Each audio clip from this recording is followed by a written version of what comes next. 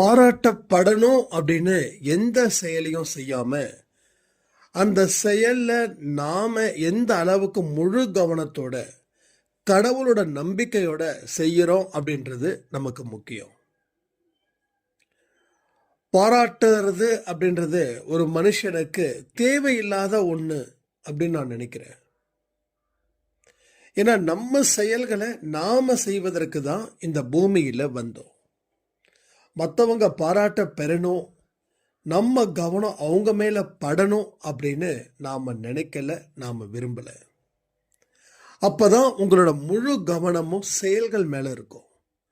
So செயல் புரிவது மட்டும்தான் நம்மளுடைய அதிகாரமும் நம்ம முழு சுதந்திரமும். இதுல மட்டுமே நீங்க கவனத்தை வைங்க.